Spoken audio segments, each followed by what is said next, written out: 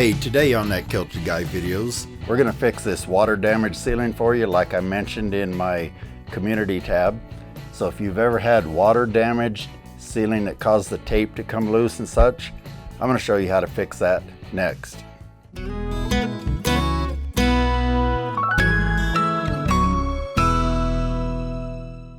Hey everybody, welcome back to my channel here at that Kilted Guy videos. And if you're into doing your own home improvement projects such as drywall repairs and other things, and you want to learn how to do it right, be sure and click on that subscribe button wherever it appears down there below the video.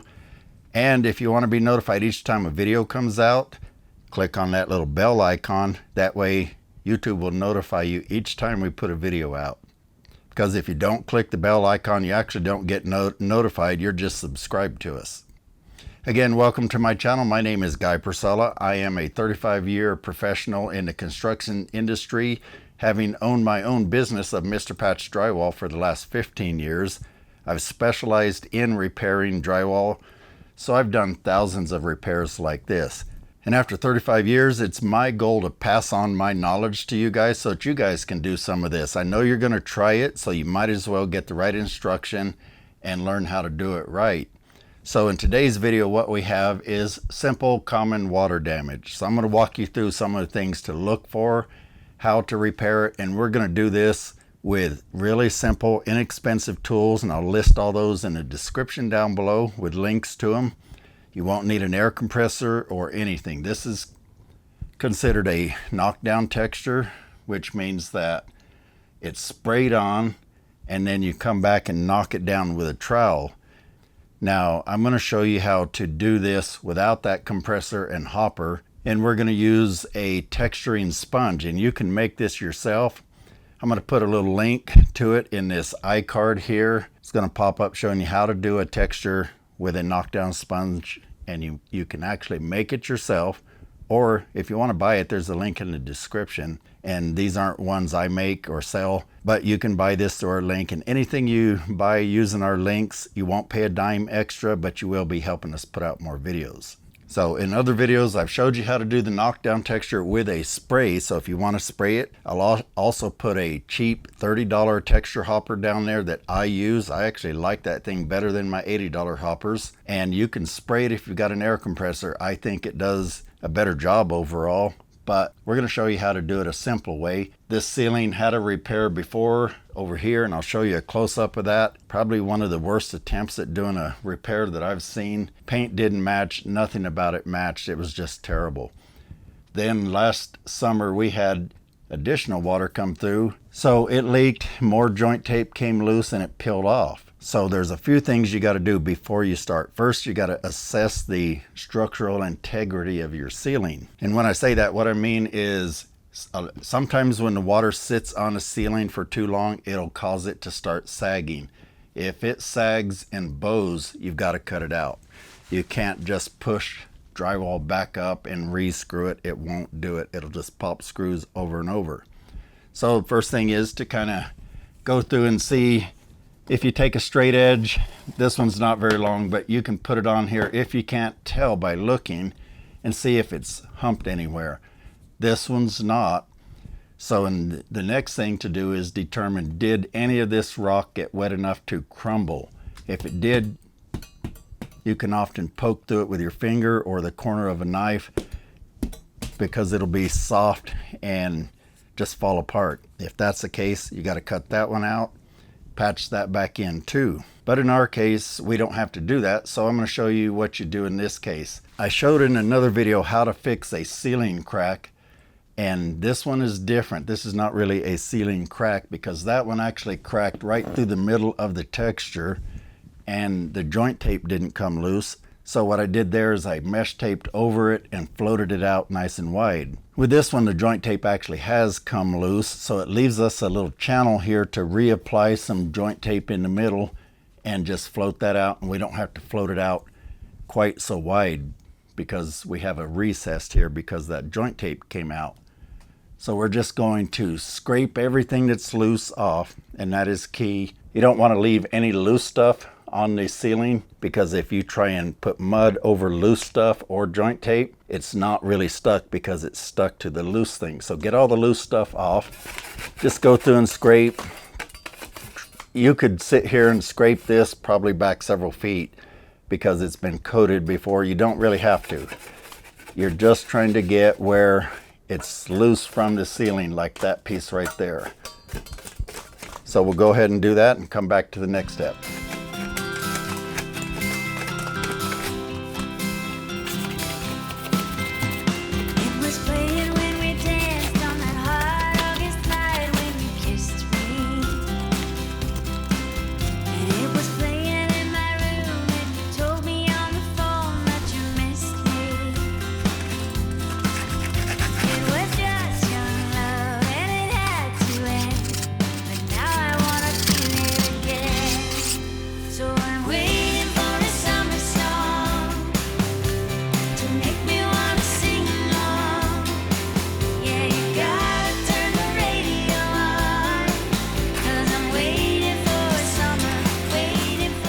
Okay, once you get all that loose stuff scraped off, the next thing is to re-secure it. And what I often do is just push on it.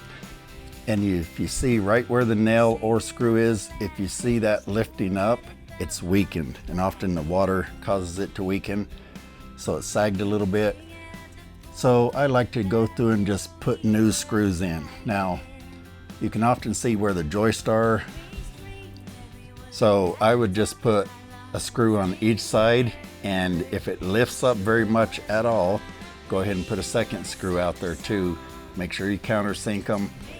So re-secure all this. I'm going to use my cordless DeWalt screw gun. I'll put a link to that down there too if you want it. The way a screw gun works is this only turns when you're applying pressure. So if I go like this, there's nothing turning. So once you apply pressure by pushing it into the wall, it engages a clutch in there, and then it drives it. When it comes back out to the set depth, it will disengage the clutch and it won't overdrive it. And of course I missed.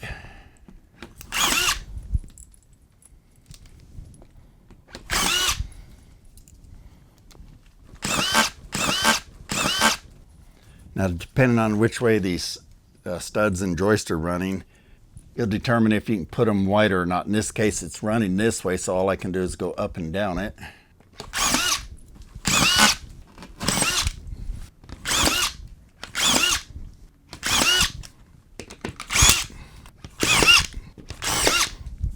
All right, after you do that, you're ready for mesh tape. If you're going to use hot mud, if you're going to use paper tape, use paper tape and all-purpose.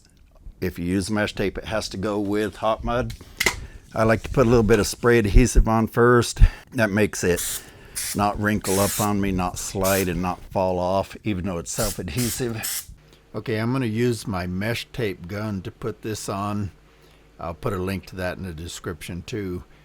And you just want to run it right down the middle, trying to keep it in the recess, and just get everything taped in, and you're ready for mudding.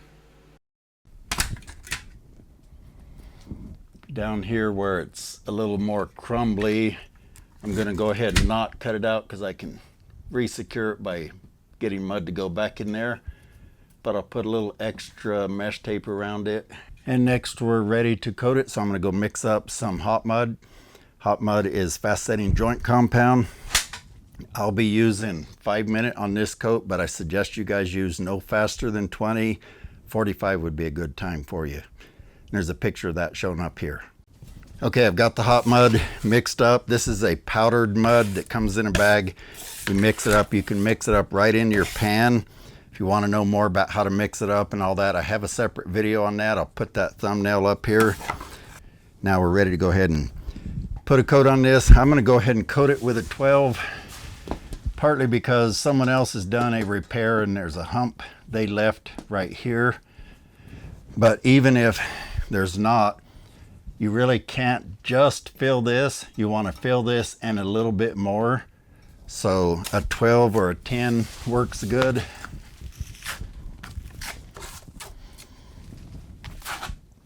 So I just put it on like so, and I've showed in other videos how to spread it. This is 5 minutes, so I don't really have time to show you.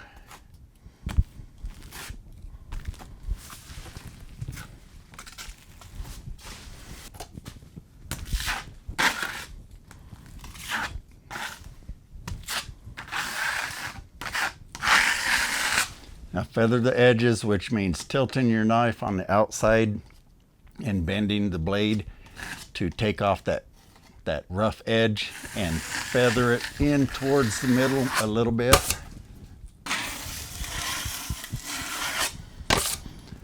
Then we lay our knife down fairly steep where your knuckles almost drag, push fairly firmly, and go across it, and you get a nice smooth coat instead of a big hump.